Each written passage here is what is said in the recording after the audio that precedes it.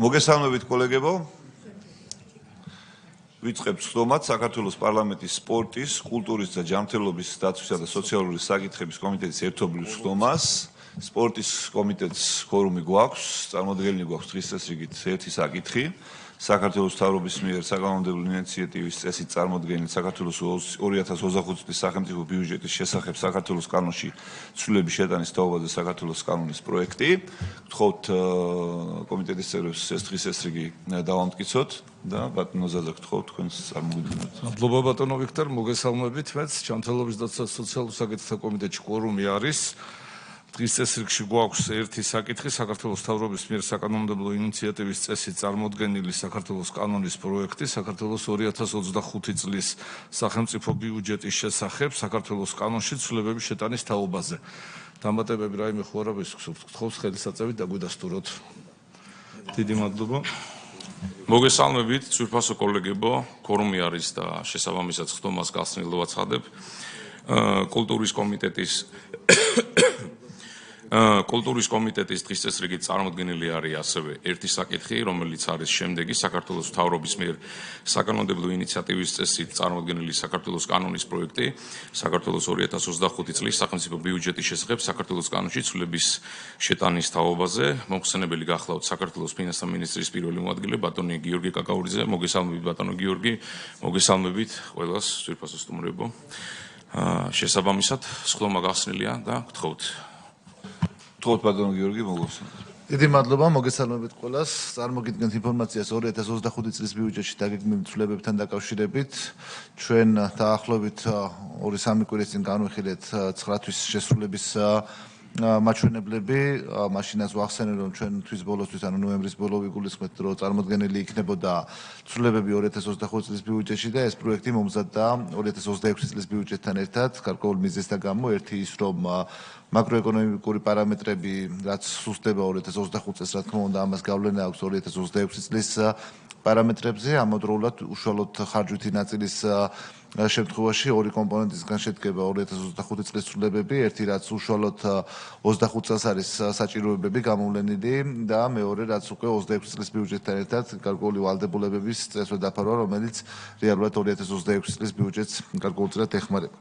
დავიწყებ ეკონომიკური პარამეტრებით. ჩვენ მოგეხსენებათ ბიუჯეტი დაგეგმილი ჰქონდა 6%-იანი ეკონომიკური ზრდის პროგნოზით, თუმცა უკვე 10 თვის მონაცემები გვაქვს 7.6%-ია 10 თვეში ეკონომიკური ზრდის მაჩვენებელი, შესაბამისად ცალსახად შესაძლებელია ითქვას, რომ 6%-იანი ზრდა უკვე ძალიან დაბალია.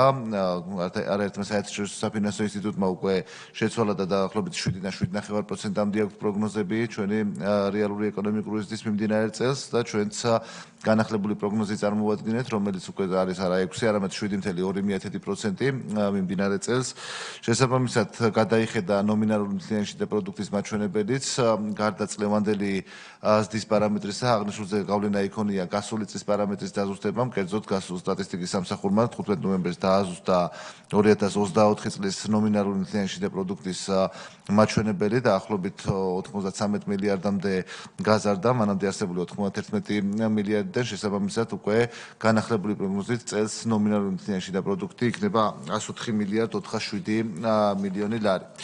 ნაერთი ბიუჯეტის საგადასახადო შემოსავლების გვესდება 200 მილიონი ლარით, არსებული დინამიკიდან გამომდინარე 25 მილიარდ 505 მილიონი ლარი იქნება. ნაერთი ბიუჯეტის დეფიციტის შემთხვევაში ვინარჩუნებთ 2.5%-იან მაჩვენებელს, ხოლო მთავრობის ვალის პროგნოზი კიდევ ცდილდება და უახლოვდება 34%, 34.1%-ის ფარგლებშია წარმოდგენილი ნაერთი ბიუჯეტის მთავრობის ვალის მაჩვენებელი. რაც შეეხება ნაერთი ბიუჯეტის რამდენიმე მნიშვნელოვან პარამეტრს გარდა დეფიციტისა, ჯამურად შემოსულობების ნაწილი იზრდება 222 მილიონი ლარით, 32 მილიარდ 133 მილიონი ლარი იქნება ნაერთი ბიუჯეტის შემოსულობები მიმდინარე წელს, მათ შორის საგადასახადო შემოსავლები იზრდება ჯამში 200 მილიონი ლარით, აქედან 55 მილიონია სახელმწიფო ბიუჯეტის წილი, ხოლო 155 მილიონია მუნიციპალიტეტების და ავტონომიური რესპუბლიკების წილი. შესაბამისად, ჯამში სახელმწიფო ბიუჯეტი იქნება 21 მილიარდ 940 მილიონი ლარი, ხოლო მუნიციპალური და ავტონომიური ბიუჯეტები ჯამურად იქნება 3 მილიარდ 565 მილიონი ლარი. გრანტების და სხვა შემოსავლების მაჩვენებელი ნაერთ ბიუჯეტში ჯამში იზრდება 400 მილიონი ლარიდან 2 მილიარდ 761 მილიონ ლარს შეადგენს. პრივატიზაციის მაჩვენებელი მუნიციპალიტეტების ხარჯი იზრდება 20 მილიონი ლარით, ცესხების მაჩვენებელი შეადგენს 220 მილიონი ლარს, ცესხების დაბრუნების მაჩვენებელი, ხოლო ვალდებულებების დის მაჩვენებელი 3 მილიარდ 127 მილიონ ლარს. რაც შეეხება უშუალოდ სახელმწიფო ბიუჯეტის ნაწილში, სახელმწიფო ბიუჯეტის შემოსავლების ჯამური მაჩვენებელი მნიშვნელოვნად არ იცვლება, 22.7 მილიონი ლარით იზრდება და შეადგენს 27 მილიარდ 593 მილიონ ლარს. მათ შორის შემოსავლების ნაწილში გვაქვს და 391 მილიონი ლარი. ეს არის მთლიანად შემოსავლების, საიდანაც საგადასახადო შემოსავლები არის 21 მილიარდ 940 მილიონი ლარი და 55 მილიონიანი ზრდა გვაქვს. სხვა შემოსავლების ნაწილში ზრდა არის 340 მილიონი ლარი, გრანტების ნაწილში შემცირებულია 13.7 მილიონი ლარი საინვესტიციო გრანტების ათვისების ხარჯი. პრივატიზაციის მაჩვენებელი უცვლელია და შეადგენს 300 მილიონ ლარს, ცესხების დაბრუნება 340 მილიონი ლარი, ხოლო ვალდებულებების და როგორც ახანაც აღნიშნე 3 მილიარდ 127 მილიონი ლარია. აქედან საშინაო ფასიანი კაღალდები 1 მილიარდ 600 მილიონი ლარი, საინვესტიციო კრედიტების ათვისების მაჩვენებელი არის 927 მილიონი ლარი, ხოლო საბიუჯეტო დახმარების მისაღები კრედიტების მაჩვენებელი 600 მილიონი ლარი. რაც შეეხება ბიუჯეტის ხარჯვით ნაწილს, აქაც ჯამური მოცულობა მნიშვნელოვნად არ იცვლება, 11 მილიონია სხვაობა და 27 მილიარდ 952 მილიონ ლარს შეადგენს, იზრდება 11.2 მილიონი ლარით, თუმცა გვაქვს ძალიან ბევრი შიდა გადანაწილება, მათ შორის საბიუჯეტო სახსრების ნაწილში ზრდა, ხოლო კრედიტების ნაწილში შემცირება. დავიწყებ სამინისტროების მიხედვით თქვენის ნებართვით, ყველაზე მსხვილი ბიუჯეტის მქონე მოგეხსენებათ არის ჯანდაცვის სამინისტრო 8 მილიარდ 953 მილიონ ლარამდე იზრდება ჯანდაცვის სამინისტროს დაფინანსება, ანუ 133 მილიონი ლარი გვაქვს და აქაც განსხვავება არის საბიუჯეტო სახსრების ნაწილში და კრედიტების ნაწილში. ჩვენ ვთქვით საყოველთაო ჯანდაცვის პროგრამას წარმოქმნილი ცვლილებების მიხედვით 195 მილიონი ლარი იქნება დამატებით გამოყოფილი საყოველთაო ჯანდაცვის პროგრამის ნაწილში. ამავდროულად ეკონომიების ხარჯზე დაახლოებით 10 მილიონი ლარით მცირდება საპენსიო უზრუნველყოფისთვის გათვალისწინებული ასიგნებები, ასევე იძულებით გადაადგილება და მიგრანტთა ხელშეწყობის პროგრამებიდან ეს თანხებიც გადადის საყოველთაო ჯანდაცვის ნაწილში, ანუ 25 მილიონი ლარით საყოველთაო ჯანდაცვა იზრდება ეკონომიების ხარჯზე, ხოლო 170 მილიონი ლარი ემატება დამატებით ბიუჯეტიდან. ამავდროულად რეაბილიტაციისა და აღჭურვის პროგრამის ნაწილში ევროპის საინვესტიციო ბანკის კრედიტის ნაწილი 37 მილიონი ლარი წელს ათვისება ვერ მოესწრება, შესაბამისად გადადის აღნიშნული მომდევნო წელს და წელს მცირდება ეს კრედიტის ათვისების საპროგნოზო მაჩვენებელი. მეორე მიმართულება, სადაც დაგვაქვს გარემოს დაცვისა და სოფლის მეურნეობის სამინისტრო, აქ დაგვაქვს 258 მილიონი ლარის ოდენობით და ბიუჯეტი განისაზღვრება 1 მილიარდ 56 მილიონი ლარის ოდენობით. აქ რამდენიმე კომპონენტისგან შედგება. პირველი და წლევანდელი საჭიროებიდან გამომდინარე, რაც იყო, ეს არის რთველი, დამატებით 160 მილიონი ლარი გამოიყოფა იმისათვის, რომ რთველისთვის საჭირო თანხები სრულად დაიფაროს და აღებული ვალდებულებები, რაც არის სრულად დაიფაროს მიმდინარე წელს. მეორე არის 110 მილიონი ლარი არის გამოყოფილი სამელიორაციო სისტემებისთვის და ეს არის ზუსტად ის კომპონენტი, რომელიც რეალურად მომდევნო წლის ბიუჯეტთან არის თანხმდრაში, ანუ მომდევნო წელს მელიორაციის პროექტებისთვის თანხა აღარ იქნება გათვალისწინებული და წელს მიეცემა კომპანიას ეს თანხა იმისათვის, რომ დაგეგმილი პროექტები სრულად დააფინანსოს მომდევნო წლის განმავლობაში. იგივე სიტუაცია გვაქვს მყარი ნარჩენების ნაწილში სოფლის მეურნეობას, თუმცა ვინაიდან მყარი ნარჩენების კომპანია წლევანდელ ბიუჯეტში იყო წარმოდგენილი ინფრასტრუქტურის სამინისტროს ნაწილში, იქ მოგახსენებთ მყარი ნარჩენების კომპანიასთან მიმართებაში, რაც შეეხება სოფლის მეურნეობის ნაწილში, სხვა დანარჩენი არის საპროგნოზო მაჩვენებლები, რომლებიც მცირდება კრედიტების ნაწილში, ეს არის დაახლოებით 15 მილიონი ლარი, ასევე სხვადასხვა პროგრამების ნაწილში მელიორაციაში 15 მილიონი ლარი და სხვადასხვა პროგრამებში 6.2 მილიონი ლარის ოდენობით. თავდაცვის სამინისტროს ბიუჯეტი იზრდება 100 მილიონით და 1.840 მილიონი ლარი იქნება. ეს არის ძირითადად შესყიდვები და ვალდებულებები, რომელიც წელს მიიღებს თავდაცვის სამინისტრო, შესაბამისი ვალდებულებების ანაზღაურება ამ კუთხით გამოიყოფა 100 მილიონი ლარი. სახელმწიფო უსაფრთხოების სამსახურის ბიუჯეტი იზრდება 45.5 მილიონი ლარი და ესეც არის შესყიდვები, რომელსაც წელს განახორციელებს და არის ძირითადად მატერიული ტექნიკური ბაზა, მათ შორის მანქანები და ასე შემდეგ, რაც ესაჭიროება სამსახურს ფუნქციონირებისათვის. შემდეგი არის სადაც ზრდის მიმართულება გვაქვს სპორტის სამინისტრო და ამ კომიტეტისთვის ერთ-ერთი კომიტეტისთვის ყველაზე მნიშვნელოვანი უწყება. დამატებით გამოიყოფა 32 მილიონი ლარი წელს და 330 მილიონი ლარი იქნება. რამდენიმე მნიშვნელოვან მიმართულებას მოგახსენებთ. გარკვეული ვალდებულებები ჰქონდა რაგბის ფედერაციას წარმოშობილი წინა წლებში და მათ გასტუმრებისთვის გამოიყოფა ბიუჯეტიდან ჯამში 7 მილიონი ლარი. კალათბურთის სახელმწიფო მხარდაჭერის ფარგლებში მოგახსენებათ ევროპის ჩემპიონატზე მონაწილეობის თანხები არ იყო თავიდან დაგეგმილი და შესაბამისად ამ ნაწილში 2.5 მილიონი ლარის დამატება ხდება. ფეხბურთში ჩვენ მოგეხსენებათ არ ვაფინანსებთ ფეხბურთის ფედერაციას, თუმცა თამაშების რაოდენობიდან გამომდინარე საჭირო გახდა გარკვეული დაფინანსების გამოყოფა და ფეხბურთის ფედერაციისთვის გამოიყოფა 4.5 მილიონი ლარი. სხვადასხვა სპორტული ფედერაციების დამატებით საჭიროებებისთვის 4 მილიონი ლარია გამოყოფილი. ჯილდოების ნაწილში მოგეხსენებათ წლის განმავლობაში უკვე მოხდა ერთხელ ჯილდოების ანაზღაურება დიდი ნაწილი, თუმცა წლის მეორე ნახევარში მიღწეული შედეგებიდან გამომდინარე დამატებით საჭირო იყო 12.5 მილიონი ლარი და აღნიშნული თანხა გამოიყოფა და ასევე ინვენტარის შეძენა ხდება სხვადასხვა მუნიციპალიტეტების კლუბების, სპორტული კლუბებისთვის და ამ მიზნით 1.5 მილიონის გამოყოფა მოხდა სპორტის სამინისტროსთვის. რეგიონული განვითარებისა და ინფრასტრუქტურის სამინისტრო შემთხვევაში აქაც მიუხედავად იმისა, რომ საკანონმდებლო დონეზე გაიყო წელს ბიუჯეტი ერთიანად იყო წარმოდგენილი და ერთიანად მოგახსენებთ ორივე სამინისტროს შემთხვევაში რა ცვლილებები გვაქვს. ჯამში ბიუჯეტის ასიგნებები განისაზღვრება 2.923 მილიონი ლარის ოდენობით. აქ რამდენიმე გადანაცვლება ხორციელდება, არის პროექტებს შორის თანხების გადანაწილება, მაგალითად საგზაო ინფრასტრუქტურის ნაწილში დაფინანსება მცირდება 137 მილიონი ლარით, მათ შორის პერიოდული შეკეთებისა და რეაბილიტაციის პროგრამა 51 მილიონი ლარით და არის ორი მსხვილი პროექტი, ეს არის წითელი ხიდის და სადახლოს მიმართულებით პროექტები, რომელიც წელს უნდა დაწყებულიყო, თუმცა ტენდერი არ დასრულებულა ჯერ, გარკვეული შიდა განხილვები მიმდინარეობს საფინანსო ინსტიტუტის მიერ, ამიტომ წელს ეს ავანსის გადახდა ვერ მოესწრება, სავარაუდოდ სამშენებლო სამუშაოების დაწყება გადაიწევს 2027 წლისთვის, ამიტომ ამ მიზნით გამოყოფილი 156 მილიონი ლარი მცირდება და გადავა უკვე შემდგომი წლების ბიუჯეტში. რეგიონული და მუნიციპალური ინფრასტრუქტურის მიზნით გამოყოფილი თანხები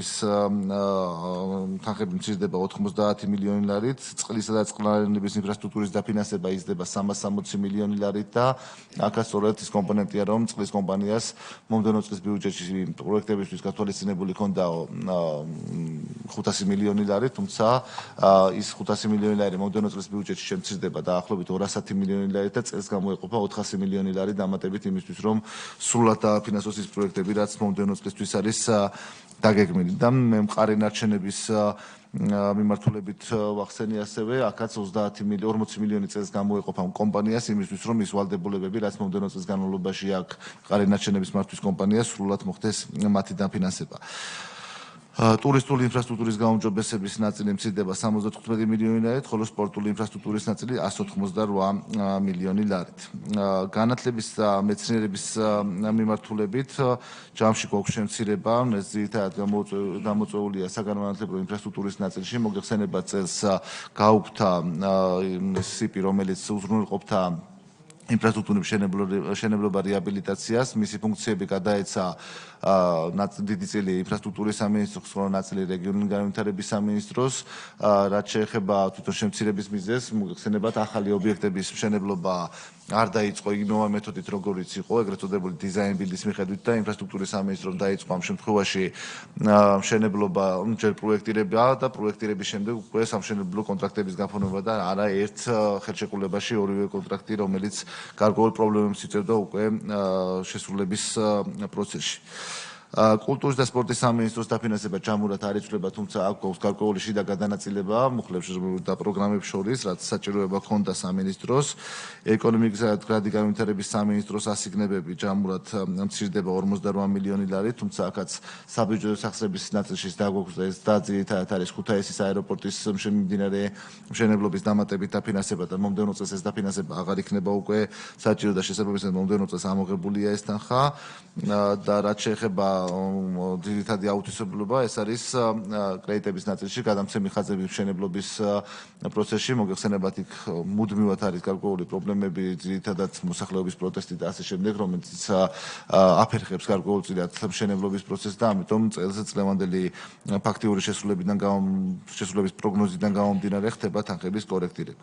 იუსტიციის სამინისტროს ნაწილში გვაქვს შემცირება 32 მილიონი ლარით და ეს არის წმინდა ეკონომიები. ეკონომია წარმოიქმნა საერთაშორისო არბიტრაჟების დავებში, დაახლოებით 28 მილიონი არის აქ ეკონომია, შესაბამისად ამ თანხის შემცირება ხდება და უკვე მომდევნო წელსაც შემცირებული ბიუჯეტია დაგეგმილი საერთაშორისო არბიტრაჟის დავების ნაწილში. კურსის გამყარებიდან გამომდინარე გარკვეული ეკონომიები გვაქვს საგარეო საქმეთა სამინისტროს ნაწილში 11 მილიონით არის შემცირებული საგარეო საქმეთა სამინისტროს დაფინანსება. პარლამენტის ნაწილში არის ეკონომია 20 მილიონი ლარი და ესეც პარლამენტის წინადადების საფუძველზე მცირდება. ცენტრალურ საარჩევნო კომისიას აქვს ეკონომია 9 მილიონი ლარი და ეს ეკონომიაც მცირდება და საერთო სასამართლოების ნაწილში წარმოქმნილი ეკონომია შეადგენს 25 მილიონ ლარს. ესენი ყველაფერი რაც მოგვაწოდეს ოფიციალური დოკუმენტებით, რომ ეკონომიკის წარმოქმნის შესახებ ეს თანხები არის შემცირებული. ასევე კურსის გამყარებიდან გამომდინარე გვაქვს რესურსი საპროცენტო განაკვეთაზე, საპროცენტო ხარჯებში, საგარეო ვალდებულებების მომსახურების ნაწილში 100 მილიონი ლარი არის ეკონომია და ამას ვამცირებ, თუმცა ამავდროულად გვაქვს დაახლოებით 20 მილიონი ლარი იზრდება სხვადასხვა მუნიციპალიტეტების დახმარების ნაწილი, კერძოდ დეფიციტი აქვს მიუხედავად იმისა, რომ ჯამური შესრულებული გადაჭარბებით არის შესრულებული, რამდენიმე მუნიციპალიტეტია, სადაც დეფიციტი აქვს, ასევე მომდევნო წელსაც რო გავაანალიზეთ, ექნება დეფიციტი და მათი დახმარებისთვის გამოიყოფა და 115 მილიონი ლარი გამოიყოფა რეგიონებში განსახორციელებელი პროექტების ფონდი იზრდება 115 მილიონი ლარით, მათ შორის დაახლოებით 55 მილიონი ლარია, რომლითაც დაფინანსდება ისეთი პროექტები, რომლებიც თავის შინაარსით იყო მრავალწლიანი, უნდა დაფინანსებული იყო 2026 წლის ბიუჯეტიდან, თუმცა იმის გათვალისწინებთ, რომ ფაქტიური შესრულება აქვს კომპანიებს და უწინსწრებად არის შესრულებული, მიზანშეწონილად იქნა მიჩნეული ეს თანხა დაიფაროს და შესაბამისად მომდევნო წელს უფრო გამოთავისუფლებული თანხებით შეხვდებიან მუნიციპალიტეტები და შეძლებენ ახალი პროექტების დაწყებას. გაზრდილია საპენსიო სქემის თანადაფინანსების პროგრამის დაფინანსება 12 მილიონი ლარით, მის გათვალისწინებით, რომ სამშენებლო გადასახადი გაზრდილია, ესეც ლოგიკური იყო და ამ ნაწილში 12 მილიონი ლარის დამატება ხდება. დანარჩენი დაახლოებით 8 მილიონი ლარით იზრდება სხვადასხვა პროექტები, რომელიც ინსტიტუტებიდან არის დაფინანსებული და მუნიციპალიტეტებში ემსახურება მყარი ნარჩენების, წყლისა და სხვა მიმართულებების დაფინანსება ჯამში 8 მილიონი აქ დამატებით გამოყოფილი. ანუ ჯამურად სახელმწიფო ბიუჯეტის ხარჯვითი ნაწილი კიდევ ერთხელ გამიმეორებ, იზრდება 11 მილიონ 190,000 ლარით და შეადგენს 27 მილიონ 952 მილიონ ლარს. ეს არის ის ჯამური მაჩვენებელი, რომელიც გვექნება წელს და საბოლოო ჯამში რო შევაჯამოთ, არის გარკვეული ეკონომიკის გადანაწილება იმ საჭიროებებზე, რომელიც ერთის მხრივ წელს არის დასაფინანსებელი და მეორეს მხრივ გარკვეულწილად ვაფინანსებთ იმ პროგრამებს, რომელიც მომდევნო წლისთვის არის აუცილებელი რომ დავაფინანსოთ. დიდი მადლობა, მზად ვარ თქვენ შეკითხვებს უპასუხო. დიდი მადლობა ბატონო გიორგი. პირველ რიგში სპორტის კომიტეტის წევრებს ვთხოვ თუ გვაქვს კითხვები ბატონ გიორგის სანახელშვილ საკითხთან დაკავშირებით. ბატონო შოც თქვენ გაქვთ? შეიძლება არ გამოეხმაუროთ ასეთ პროგრესს ბატონო გიორგი. დიდი მადლობა. სწორ გზაზე ვადგევართ, სწორად ვიდივართ, სწორად ვითარდება ჩვენი ქვეყანა და ფაქტობრივად აგერ სახეზე გვაქვს ბიუჯეტის ზრდაც. კონკრეტულად მე მინდა სპორტთან დაკავშირებით გითხოთ, თავისთავად ცხადია ის 32 მილიონი, რომელიც გამოყოფილია ქართული სპორტისათვის. მე ვფიქრობ, რომ ეს დამსახურებიდან გამომდინარეობს ძალიან კარგია. მე მაინტერესებს ბატონო გიორგი, ახლა ჩვენ აქ საპრემიო განაკვეთი თქვენ ბრძანეთ, რომ ერთი უკვე ორ ტრანშად ხდება. ერთი უკვე გაცემულია, მეორე კიდე დამატებით არის, როგორც ვიცი, აქ 12 მილიონი ამ გამოყოფილი. მთლიანობაში რამდენი გამოდის? აი წლის განმავლობაში, თუნდაც იგივე გასულ წელთან შედარებით. საპრემიო განაკვეთი რამდენია გაცემული დღესდღეობით და რამდენი უნდა გაიცეს ამ წლის ბოლომდე? დიდი მადლობა.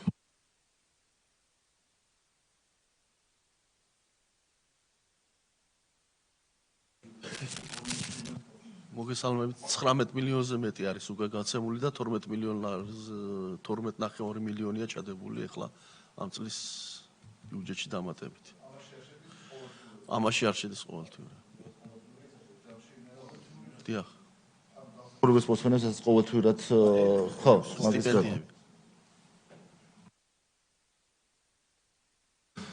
მადლობა. სხვა კითხვები თუ არ გვაქვს, შეგვიძლია სხვა კომიტეტსაც უკვე მივცეთ შესაძლებლობა რომ კითხვები დასვან. ჯანმრთელობის დაცვის კომიტეტის შეკითხვები. მოგესალმებით ბატონებო, მოგესალმებით კოლეგებო.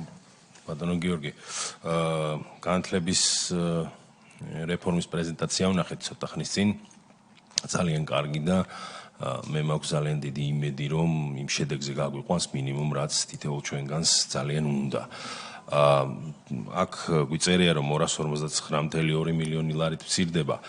ეს გასაგებია, რატომაც მცირდება, თქვენ თვითონაც ახსენეთ ეს ინფრასტრუქტურის ნაწილი და გადატანა სხვა უწყებაში, მაგრამ გამომდინარე იქიდან რომ პრემიერმა პრეზენტაციის დროს ერთი კვირის წინ ისაუბრა ორ ფაზაზე, პირველი სექტემბრამდე სრულდება, სექტემბერის სასწავლო წლამდე და მეორე ფაზა 3-4 წლიანი იქნება. აი გაისისთვის რამდენად თანხმედრაში და რამდენად არის მზადყოფნა ბიუჯეტის მხრიდან, რომ რაიმე ვთქვათ შეფერხების ან დაგეგმილი პროექტის უცებ დამატება თანხები დაჭირდეს, თუ შეგიძლიათ ამაზე რომ მიპასუხოთ.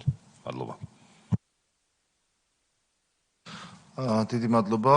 ანუ ეს წლევანდელ ბიუჯეტს რა თქმა უნდა არ ეხება, მომდევნო წლის ბიუჯეტს რაც დაკავშირებულია განათლების რეფორმასთან, ალბათ მოგვიწევს მომდევნო წლის ბიუჯეტთან ერთად ამის ლაპარაკი, ამაზე საუბარი, თუმცა ეხლა მინდა მოგახსენოთ, რომ 150 მილიონი ლარია გათვალისწინებული ინფრასტრუქტურის სამინისტროს ნაწილში, იმისათვის, რომ იმის საუნივერსიტეტო ქალაქების მშენებლობისთვის შესაბამისი საპროექტო დოკუმენტაცია მომზადდეს, შესაბამისი მიწების გამოსყიდვის განხორციელება დაიწყოს. ჯამში პრემიერმა ახსენა, რომ და მილიარდს აღემატება ამ პროექტის ღირებულება, მომდევნო წელს 150 მილიონი საკმარისი იქნება ინფრასტრუქტურის ნაწილში გულისხმობ, თუმცა მომდევნო წლებში უკვე 27-29 წლების ნაწილში მზარდი იქნება ეს და ნუ დაახლოებით ამ 20 წლიან პერიოდში ალბათ 800 მილიონ ლარს გადააჭარბებს, 800-900 მილიონ ლარამდე იქნება ის ათვისებული თანხები, ნუ რა თქმა უნდა ძირითადი კომპონენტი ეს იქნება, თუმცა გარკვეული ნაწილი ალბათ გადავა შემდგომ პერიოდშიც. რაც შეეხება სხვა მიმართულებებს რეფორმისას, ეს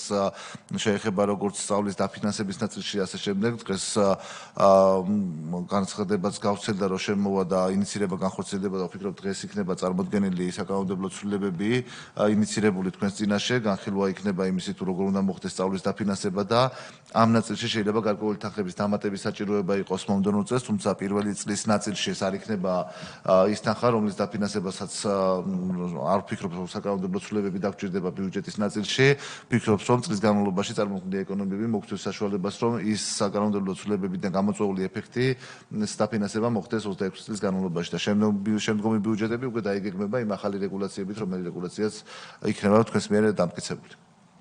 დიდი მადლობა ბატონო ვლადიმერ კახაძე. მოგესალმებით, მადლობთ მოხსენებისათვის. მე ერთ შეკითხვა მაქვს.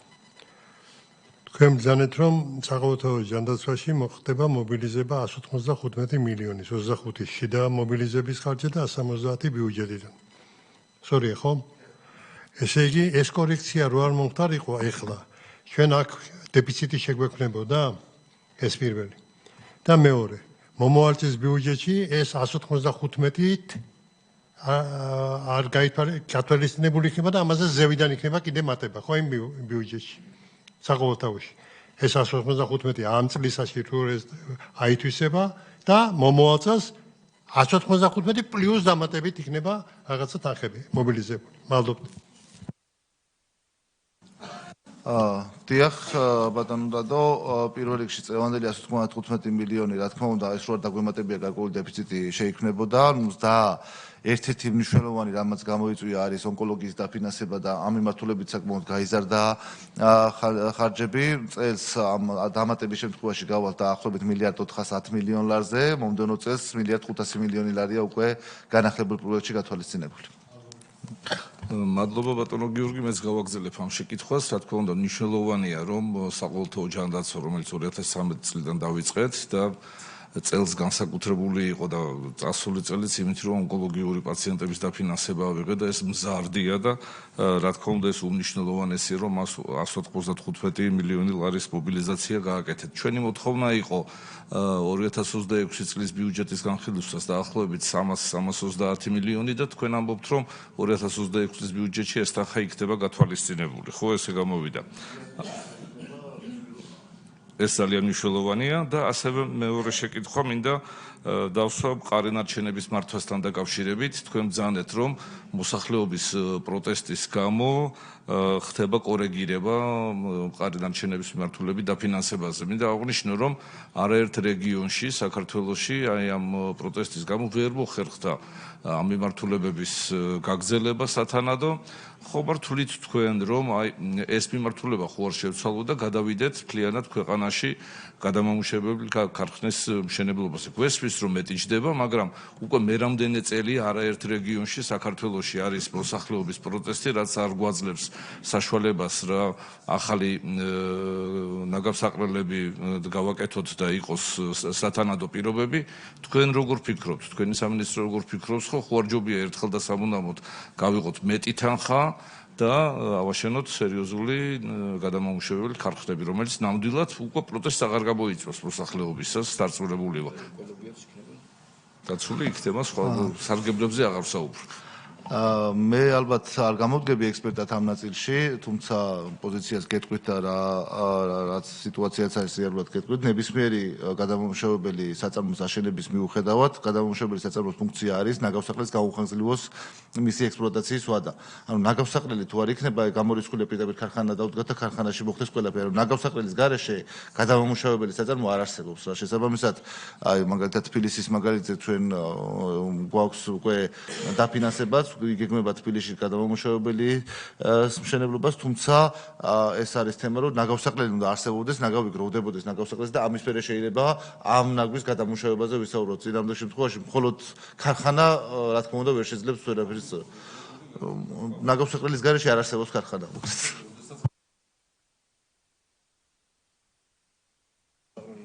დიახ, ხალხო. მოგესალმებით ბატონო გიორგი, ამ საკითხს ვერ დავტოვებ კომენტარის გარეშე, რაც ნაგავსაყრელის აშენების აუცილებლობას ეხება მარტივი მიზეზის გამო, რომ აქ ჩვეულებრივ ნაგავზე არ არის მარტო ლაპარაკი. განსაკუთრებით კრიტიკას ვერ უძლებს ისეთი სამედიცინო ნარჩენების გადამუშავების აუცილებლობა, რომელიც კლინიკებთან არის დაკავშირებული და აქ მარტო ნაგავსაყრელის არსებობა არ არსებობაზე არ არის დამოკიდებული, იმიტომ რომ არსებულ პირობებშიც სამედიცინო ნარჩენების გადამუშავება კრიტიკულად მნიშვნელოვანია დღეს ჩვენთვის. მესმის, თუმცა ჩვენ როდესაც ვსაუბრობთ ყარენარჩენების მართვის კომპანიაზე, მისი ვალდებულება არ არის სახიფათო ნარჩენები, საერთოდ არ შედის ამ კომპანიის ნაწილში და ჩვენ როდესაც ვსაუბრობთ, ეს არის მუნიციპალური ნარჩენებზე ვსაუბრობთ ძირითადად, სადაც პრობლემებია. რა თქმა უნდა, სახიფათო ნარჩენები ცალკე კატეგორიაა, რომელსაც შესაბამისი მიხედვა ყველაფრის გადამუშავება ალბათ არ ხდება, მაგას და კომპოსტება, ასე ვთქვათ, თუ რაღაც ხდება, შესაბამისი პროცედურები გასაკეთებელია და ამ მხრივ თუ ვინმესთან სამუშაოა, მზად ვარ ჩავეთოთ. უბრალოდ მე რაზეც ვსაუბრობ, ეხლა ეს არის მუნიციპალური ნარჩენები და არა სახიფათო ნარჩენები, რომელიც ცალკე მიდგომის სფეროა და აბსოლუტურად განსხვავებულ რეჟიმში უნდა იყოს მიხედვილი ეს. მადლობა ბატონო გიორგი. გასწრებთ? დიახ, ისმენთ ხალბატონო კეთება. მოგესალმებით, მე მაქვს ესეთი შეკითხვა. ჯანდაცვის მიმართულებით ერთ-ერთი პროგრამის ფარგლებში ეს არის იძულებით გადაადგილებულ პირთა და მიგრანტთა ხელშეწყობის პროგრამა. აქ ასიგნებები მცირდება 15 მილიონი ლარით. მაინტერესებს რა ხდება აქ პროგრამის რაღაც დაგეგმარებაშია შეცდომა თუ მიმდინარეობისას რაღაც ხარვეზები აღმოჩნდა, რასაც თქვენ ეკონომიას ეძახით, ეს არის რეალურად აუთვისებლობა. 15 მილიონი ლარით, მაშინ როდესაც ქვეყანას ყავს 44,000-ზე მეტი ოჯახი დევნილი განსახლების მოლოდინში. და ასევე მაინტერესებს საპენსიო ფონდის მიმართულებით, რატომ მცირდება 10 მილიონი ლარით. ანუ აქ შემწეობის მიმღებთა რაოდენობა შემცირებული თუ შეიძლება რომ ეს უფრო დეტალურად აგვიხსნათ. მადლობა. ხეთევა, გისმენთ ბატონო გიორგი. დიდი მადლობა. დავიწყებ დევნილთა განსახლებისთვის გათვალისწინებული თანხების. მოგეხსენებათ, აბსოლუტურად გვესმის, რომ რაოდენობა დევნილების, რომელიც განსახლებაზე როდება გაცილებით ბევრია, თუმცა ეს თანხა განკუთვნილი იყო კონკრეტული მშენებლობის ნაწილში. ჩვენ თუ არ ვიცი, რამდენად გახსოვს, გასულ წელს გარკვეული უფრო მეტი თანხის ანაზღაურება შევწერეთ, მეტი სამუშაოები შესრულდა და მეტი თანხის ანაზღაურება შევწერეთ. შესაბამისად, კონკრეტული პროექტის ფარგლებში წელს მეტი თანხისათვისება არ იქნება საჭირო და მომდევნო წელს დასრულდება ეს პროექტი ისე, როგორც არის დაგეგმილი. დაახლოებით 6,000-მდე ბინის დასრულება არის მომდევნო წელს დაგეგმილი და ეს სრულდება. მომდევნო წელსაც არის გათვალისწინებული შესაბამისი თანხები. შესაბამისად, რაიმე შემცირება ამ თანხის არ ხდება, არის გასულ წელს უფრო მეტი დახარჯვის ხარჯზე, წელს არის უფრო ნაკლები ათვისება. რაც შეეხება საპენსიო უზრუნველყოფის ნაწილში, ალბათ არ ვიცი, გახსოვთ, გასულ წელს დაგჭირდა თანხის დამატება, ვინაიდან ბენეფიციართა რაოდენობა უფრო მეტად გაიზარდა, წელს ეს და უფრო ნაკლებია. ჩვენ ვითვალისწინებთ ბენეფიციართა რაოდენობის დას, თუმცა ყოველთვის იმას არ მიყვება, ხო, რაც სტატისტიკურად არსებობს პირები, ვინც უნდა შევიდნენ საპენსიო სისტემაში, ყოველთვის ის რაოდენობა არ შედის. რიგ შემთხვევაში გვაქვს ხოლმე უფრო მეტი შევიდა, ვიდრე გასულ წელს, მაგალითად, უფრო მეტი შევიდა, ვიდრე ბიუჯეტით იყო გათვალისწინებული და მერე დამატება მოგვიწია. გასულ წელს თუ გახსოვთ, ამ მიმართულებით თანხების დამატება მოხდა, მაგრამ წელს უფრო ნაკლები შევიდა სისტემაში საპენსიო გასაკის მოსახლეობა და შესაბამისად დაგვრჩა რესურსი 10 მილიონი ლარის ოდენობით. მადლობა ბატონო გიორგი. ჩვენ ამოვწურებთ. კი ბატონო, ბატონო გიორგი, თხოვთ კულტურის კომიტეტის წევრებს თუ გვაქვს შეკითხვები? არ არის. კი ბატონო, მაშინ ჩვენ სპორტის კომიტეტს შეგვიძლია კენჭი უყაროთ აღნიშნულ საკითხს, თხოვთ ხარი დაუჭიროთ საქართველოს მთავრობის მიერ საკანონმდებლო ინიციატივის წარმოდგენილ 2025 წლის სახელმწიფო ბიუჯეტში ცვლილებებს. დიდი მადლობა ბატონო გიორგი, სპორტის კომიტეტის მხრიდან გაქვთ მხარდაჭერა. მადლობა.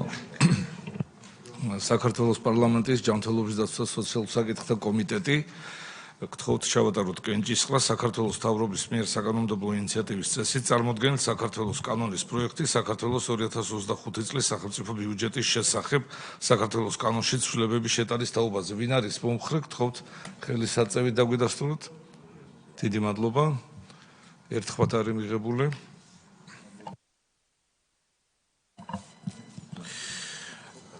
კულტურის კომიტეტს ასევე ვთხოვ, რომ წარმოდგენილ საკითხს უყაროთ კენჭი, კერძოდ საქართველოს მთავრობის მიერ საკანონმდებლო ინიციატივის წესით წარმოდგენილ საქართველოს კანონის პროექტს საქართველოს 2025 წლის სახელმწიფო ბიუჯეტის შესახებ საქართველოს კანონში ცვლილების შეტანის თაობაზე.